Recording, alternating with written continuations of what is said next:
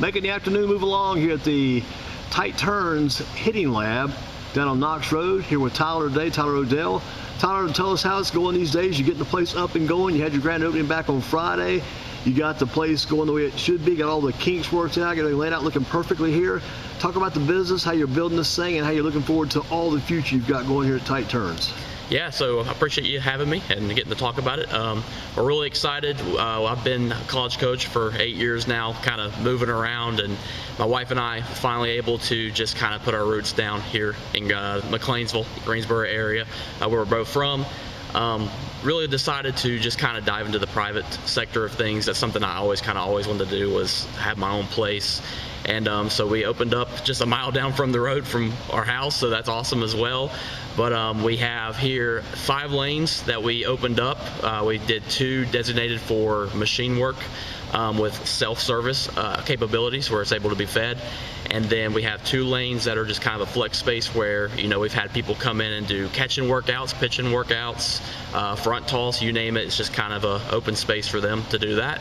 And then here beside us we have the Hit Tracks lane.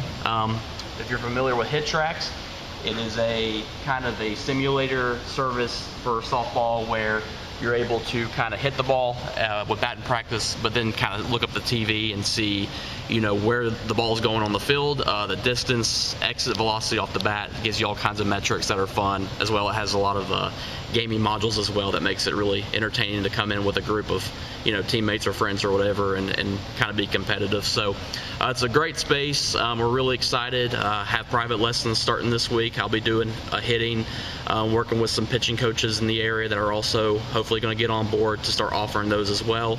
Again, it's just a great space that we decided to designate pretty much just for softball. That's something that we really wanted to do, especially, as I said, with my experience in the sport. That's just really where our heart is, was just making a space that has, you know, just the attention to details where, you know, the machines are 40 feet away from home plate, which is about, you know, what you would see from the pitcher to the home plate in softball. So everything's pretty much just designed specifically for the sport of softball, for, you know, ages of all skill levels, be able to come in here and just develop and have a good time.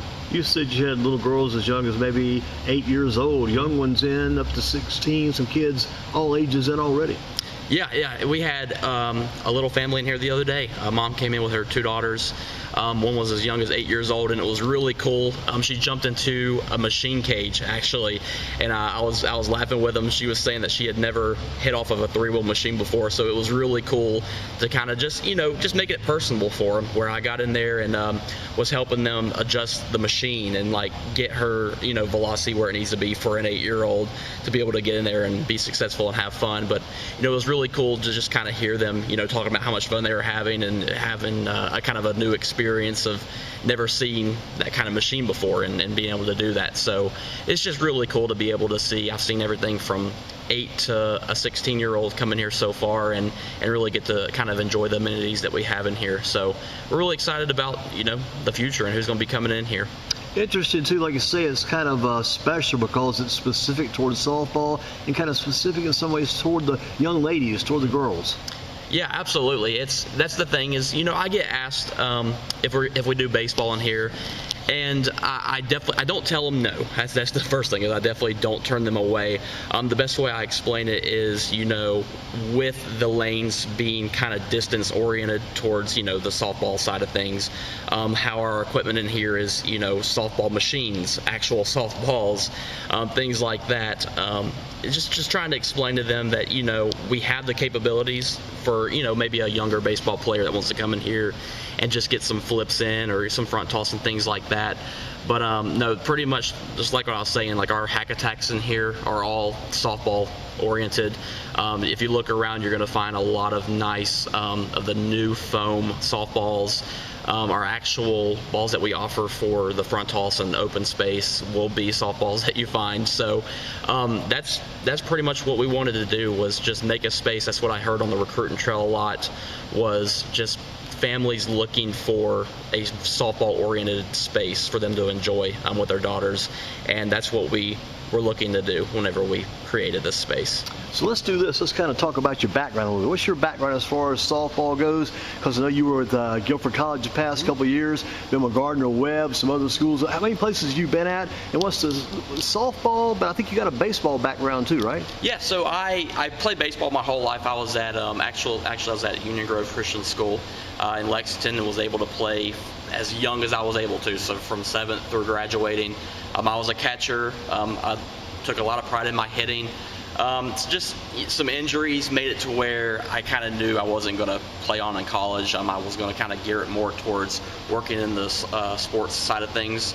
So I was very fortunate to be able to start with Coastal Carolina University. That's my college that I went to. And was able to do 2 years there as kind of the lead student manager. That's where I really kind of got in there. I started learning hitting. If you keep up with Coastal softball, they hit for a lot of power. They're a very, very good hitting team in the Sun Belt. So I was very fortunate to learn a lot about their philosophy of things. After there, just to kind of give you a little quick rundown of where I've been, I was at App State for a year as a volunteer assistant. And then my first full-time job was actually, we packed up and went out to Kansas to Independence Community College, which is a JUCO out there. And I've always said that that was like one of the most rewarding years of my life, to really be able to get out there and just work on the JUCO side of things. It was extremely fun.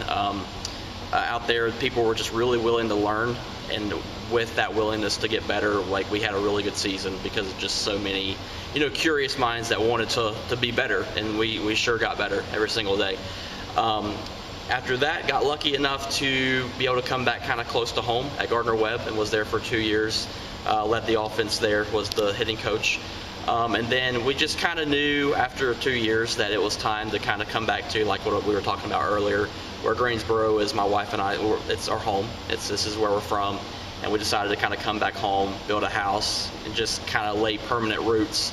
And that's what led us to Guilford College, where I'm going into my 3rd year of hitting. And just, like I said, it was always a passion of ours to be able to open up a place like this. So we thought, what better time than now, especially that we have the house and are here to stay. We decided to really dive headfirst into this kind of project and being able to do this. So we've been building and building and building for a couple months, and it's just really exciting to kind of have a finished product to offer to the public and be able to, tell others about. So it's been a lot of fun. What about now from the standpoint of having the Tyte Turns Hitting Lab going here now on Knox Road? What about the work at Guilford College? Does this allow you to continue working at Guilford College, coaching there? Can you still do both? Yes. So technically I am part-time over there, which has allowed me to be able to do both. It's really great. We have such a good relationship over there, us 3 coaches, me, Coach Chris, and Coach Casey. Just one of the best groups I've ever been around, and they completely support this project, and they know that they're able to come over here anytime they want to also, whether it's to do lessons, or we'll hopefully work together to do some camps over here in the future. But it's been really great. I'm still able to go over there, and I'll be able to help the hitters in the fall, just the way we kind of construct things with our schedule. In the fall, as probably people know, it's a little bit lighter as you do your hour restrictions. So just being able to construct, the schedule over here, and being able to do private lessons over here, but also be able to, be a part of the schedule over there, where I'm able to do small group work. Developing the hitters is going to be a lot of fun. It's going to be busy, but it's going to be a very rewarding fall, I think, and then winter, getting able to kind of be a part of softball all day. What more can you want? So, what about this question here? Now, you're the baseball man from over at Union Grove, played baseball there in high school. How does a baseball man become a softball man? Are we already a softball man, just want to go straight toward the softball after baseball? How does all that come together? Yeah, so when I was at Coastal Carolina, I was a sport management major. That's what I was doing throughout my time there. Always knew I wanted to be in college sports. That was kind of my thing as I was doing classes. It was just a matter of, I didn't know what that was at the time. I got an email from the Coastal Softball Team one day, the head coach, saying they were looking for that manager, and just the one kind of experience point that they wanted from somebody was a baseball pass or a softball pass. That was kind of what they were looking for. So kind of used my past experience as a catcher to get in with them and have that initial meeting with them, because one of the big things you do as a manager is getting to be a catcher in the bullpens, and that was really cool as well. Learned a lot about pitching as well. I was able to be a manager. So just kind of that tie-in was really, really cool, to where, you know, I caught for all those years and I knew how to do it really well. And get in there and just kind of be really useful for the pitchers, where, you know, I was capable of framing pitches and helping them, you know, with locations and things like that. It was really cool to see that kind of that official tie-in, and then the kind of merge into the softball. I'm telling you, once I got in over there and did that for 2 years, it became all I knew. And once I graduated, I knew right then and there that I had to stay in the sport, because I fell in love with it. I fell in love with the speed of it. Like I said, it was just such a rewarding thing to get to kind of work with such good hitting minds over at Coastal, to where it just stuck, and I found myself year after year falling more in love with the coaching and the development, like getting to do camps and like summer recruiting and things like that. Just really fell in love with just helping young hitters get better. And so that's what kind of led to, you know, 8 straight years of getting to coach hitting in the college level, but then wanting to kind of take it a step further and be a part of kind of the younger hitter generation, of getting to kind of get them in here and work with them and see it every single day, you know, just development. That's what we kind of pride ourselves here, is just for people that want to come in here and get better. And so it's been really cool to just take everything, all my experience, and then everything you see here is pretty much just things I've seen over 8 years, trying to make the best experience for someone who comes in here. So it's kind of interesting too, the misconception about someone being a manager. Used to, if someone was a manager, you thought, well, that guy's just a manager. Now in sports, even going from college to professional sports, these people have been managers. Sometimes they're some of the highest level people in the sports we see today, as far as the key jobs, key roles go. Those people were managers. Yeah, that's absolutely what it is. I have ran into so many, male and female, that has started as managers that have gone on to be some of the best coaches in the world that I've ever talked to. And I would accredit that to, I think one of the biggest things is that when you're a manager, you get to do so much behind the scenes, where you're not quite so, like, you don't have to go in that day and be like, oh man, like, I got to make sure my positional group is like leveling up or I'm going to be in trouble. It's more so I got to be kind of the help on the side that was able to just see it and be helping. But also, you know, if you're as curious of a mind as I am, you're kind of going in there every single day saying, you know, what can I learn from this coach that's been a part of this for 20 years? Like, what are the things that they're doing that I could probably kind of absorb as a sponge and take with me? And I'm telling you, if you have that approach, especially for any future managers out there, I would encourage you to do that while you're in college, because I'm telling you, just the things you learn are so good, and they stick with you for so long, and it helps you kind of develop into the coach you want to be. So being a manager was definitely just 2 of the best years of my life, for sure. What about this? What was the softball scene like around Conway and Myrtle Beach? High school, college is pretty good, I'm sure, but how about the high school scene, the amateur softball scene around Conway, South Carolina, and Myrtle Beach, that proper area there? Yeah, we were so lucky, because, you know, if you go down there, whether it's North Myrtle Beach, they have a great facility. Over at Market Commons, they have an unbelievable facility. So we were actually really fortunate, because recruiting was pretty easy at times, because, I mean, you just have it in your backyard, people coming in all summer, just to be able to play, but also kind of be on vacation. So there was always good competition going on in the local area. High school ball was high level as well.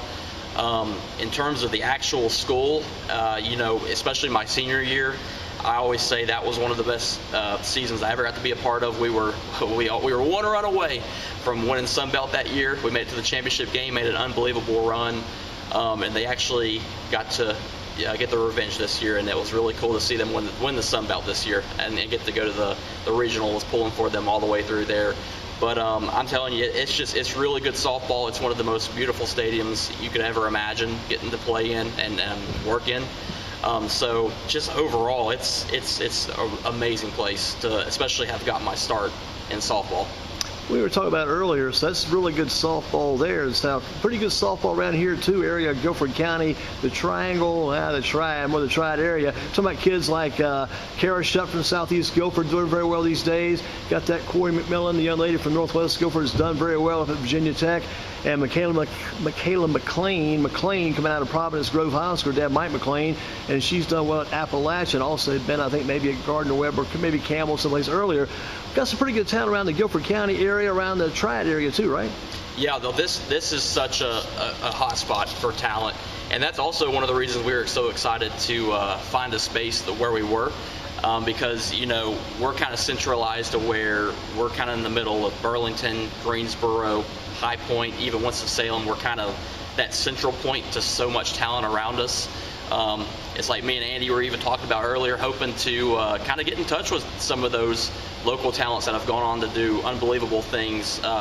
Like Kara's gone on to be a great coach at Wofford right now, and Corey's playing pro ball right now, and Michaela's doing great things at App State. So it's just endless talent around here, and it's really cool to even have this spot to where we're hoping to where we're going to see the next of those athletes that come through here and hopefully get to work. So we're definitely working on in the future some really awesome camps in here to where hopefully those hometown talents are able to come in here and help the future generation. So now we're really excited about this location. I think it's one of the most underrated, especially in the country, is this part of North Carolina, and just even if you go watch the travel ball scene every weekend, you'll be able to quickly tell that it's just loaded with talent. I had a marketing idea while we were talking. The marketing idea hit me. We could get remember the kid over East Forsyth? She was the pitcher with Oklahoma. Kirsten Deal. Yeah, Deal. Kirsten Deal. We could have Kirsten Deal Day here at the Tyte Turns Hitting Lab, where she's in. Yeah. Meet her, sign a few autographs, bring her in.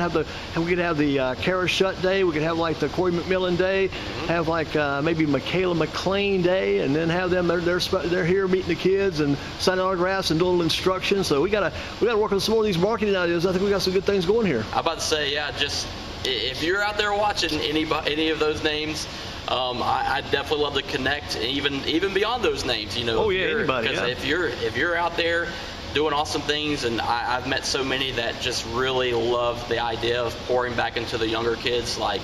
Know that this is a space for you, that you're welcome anytime. We just want you in here to be able to kind of be here and be a part of this. This is a space where even our grand opening, we weren't charging people. We just wanted people to come in here and just fall in love with it. And it was really cool to hear the reactions and the kind of the wows and the, oh man, this is a really cool space that we didn't even know about.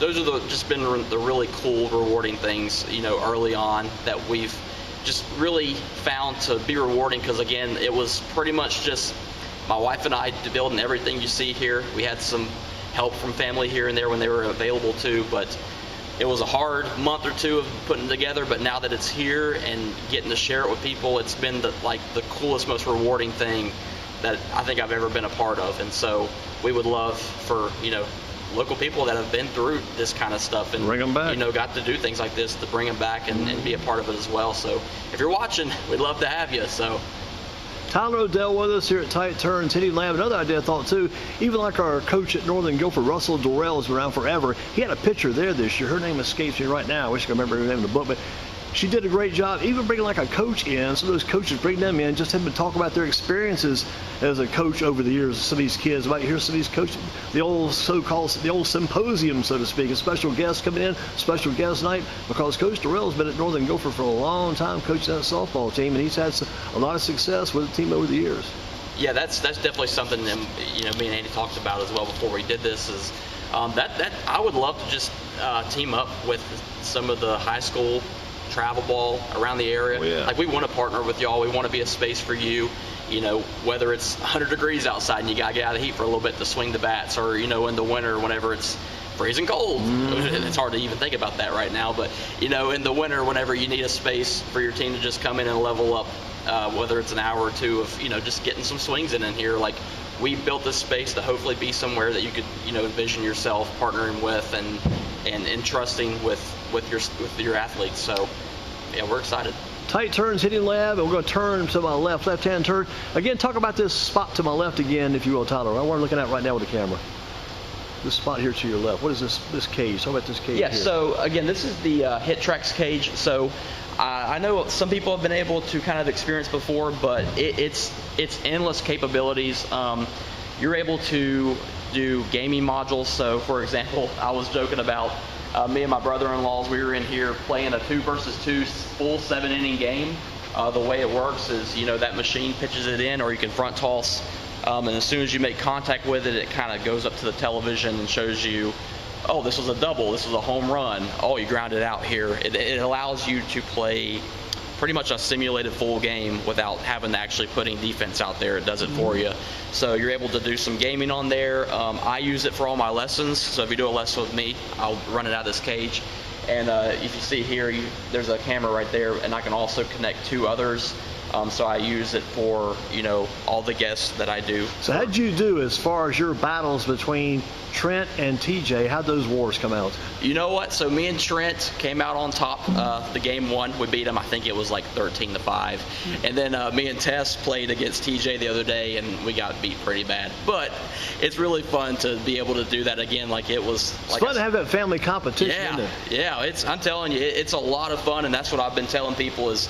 Like the way we rent it out is like you can bring as many people as you want in here. It allows you for you to play certainly full up to a 9 versus 9 if you really wanted to. So it really brings out the kind of the competition side. If you're indoors, it allows you to still be a part of that and compete. But it also allows you to get immediate feedback on your, like, it'll video you and give you immediate feedback for you to kind of circle things and slow motion it. It'll let you do that. It'll give you metrics. It gives catching metrics, pitching metrics. It gives you pretty much anything you could ever hope for whenever you're in here.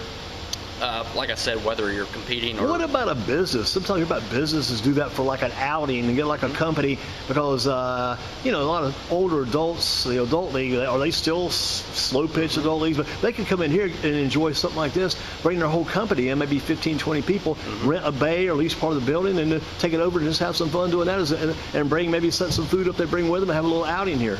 Yeah, that's 2 things we've actually talked about. So I've always kind of referred to it as, I think about it as Top Golf. So if you think about Top Golf, you rent a bay, and then like you said, you can Well, our guys teed up indoors on battleground. Give Davis shocks there because that's some stuff they do there too. Somebody comes in and tee up indoors or even a place like Top Golf, and they come in, they'll lease a place and just make it a company and an event outing. It's a very similar kind of aspect here is being able to rent it out. We've even talked about doing like a late night after hours adult league in here. It definitely gives you endless opportunities to kind of play with it and get kind of clever with it and be, to market it. So yeah, we definitely have some ideas moving forward to where we can kind of use it to our advantage. Here's a quick idea. We always all these ideas we're talking about today, right before softball season opens up, we would say probably that'd be like the early spring, late winter of 2026. I'd like the marathon and have all night softball night in here. They come in maybe about 9 o'clock, stay at about 9 the next morning, all night softball. The old marathon, right before softball season opens to the high schools, have like the softball marathon, start at 9, go to 9 the next morning, have some food in, have the kids playing softball all night, and have their sleeping bags and sleep over. And you got a great place on the floor. It's turf is. Lay out a sleeping bag on the floor, sleep all night. Or afterwards. We need to get you in as our marketing manager. A lot of crazy ideas in sports. I'm telling you, and that's what we love about it is that we've kind of created it to where it's going to be able to go beyond just kind of the 5 cage setup. Hopefully we're able to just have fun with it. And I'm looking forward to seeing the Tyte Turns Hitting Lab t-shirts soon too. You know what? We just ordered some samples. So did you really? Yeah, we did. Good stuff. They should be here within the next week. We're going to kind of look at it and start hopefully getting some stuff out there. So well, it's this one lab here, this one bay. Talk us about the other labs over here too again as we kind of begin to finish up our conversation today. The other labs over here. Yeah, absolutely. So over here we have cages 1 and 2. So we have one regular hack attack over in cage 1. That is more for probably your higher level high schoolers, even into college. It's going to be kind of a higher velocity, more spin rate you'll get out of that. In cage 2, we have the junior hack attack. So it just same thing, just maybe a little bit lower velocity. It's kind of for the younger. What's the best speed probably for a young player just kind of getting used to the setting in here? I would say, just depending on. So for example, there was the 8-year-old and her sister was also the first time using one of these.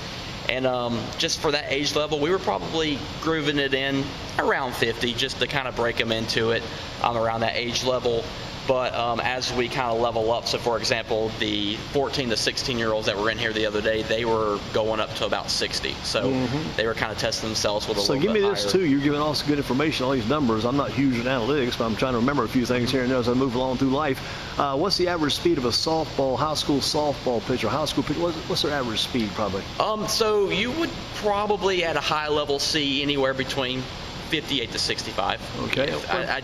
You see a lot of good 58-mile-an-hour pitchers that use a lot of spin. Yeah. So you'll see that as well. As it just, again, some pitchers like to rely on that spin, which can give a lot of people a lot of trouble. And that's what I really like about these machines is, if someone wants to come in and they're maybe about to face maybe a little bit lower velocity, but somebody who can just really spin the heck out of the ball, you're able to manipulate these machines to maybe throw a mid-50s curveball that has a lot of break to it. That's kind of the mindset we had when we went with these types of machines rather than the traditional, just metal arm that throws it, is we wanted to give that capability to guests that they're able to just kind of personalize their machine to see whatever kind of pitching they're wanting to see. So what about softball speed? Average speed softball pitcher? For college, let's go college. For college, college. So I would say about the same thing, honestly. Is again 58 to 60? 60 to 65. Again, you might see maybe the mid-50s, but they're also going to give you a lot of trouble spinning it. So it's just kind of the same thing, able to kind of get them in here. That's one of the things I tell people that come and do lessons with me is we're going to try to kind of gradually, one by one lesson, get you prepared to see whatever type of pitching that you might come up against. So and what you're telling us now too is it's not like most sports, even like watching baseball, it's all about who can throw that ball the hardest or fastest. Sometimes it's the craftiness of the pitch, the spin, the curve, and a little bit of sliding motion. Well, even, gosh, I remember back some of the days, even in slow pitch softball, if a girl had like a real nice changeup, it still blew people away.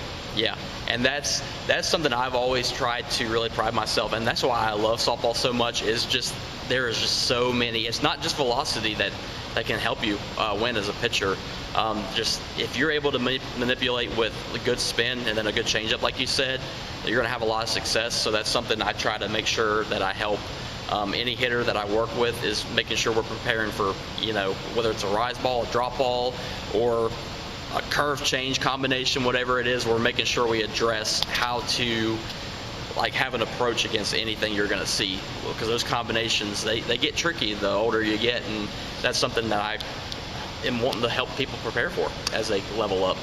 With us, Tyler Odell, no relation to my man from back at Liberty Liberty University, Grant Odell, who played that baseball game at South Carolina 73 when Liberty beat Liberty had 300 students. They beat South Carolina Gamecocks in 73.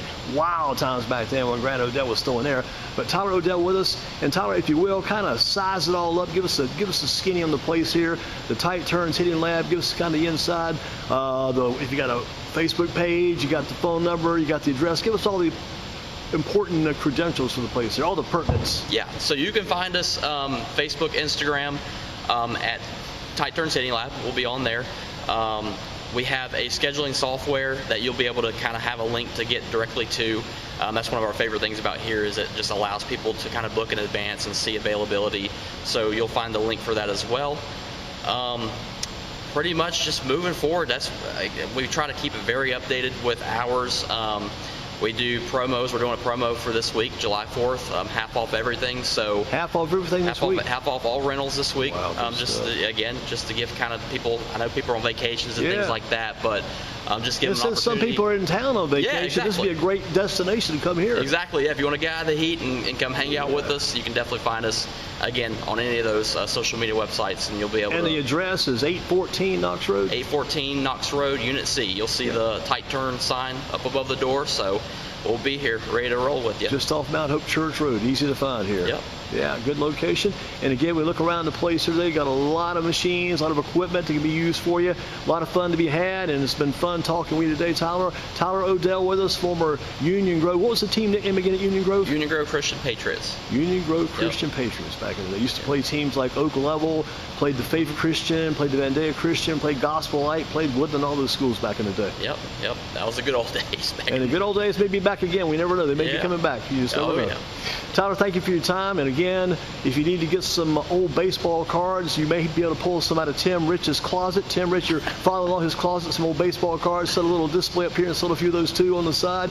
If somebody's interested in old baseball cards, Tim Rich may still have a few. He'll pass this on to Tyler, and you'll bring them in and let the people see those too. There we go. We're going to make it happen. Highly accommodating, right? Yeah. Thank you much.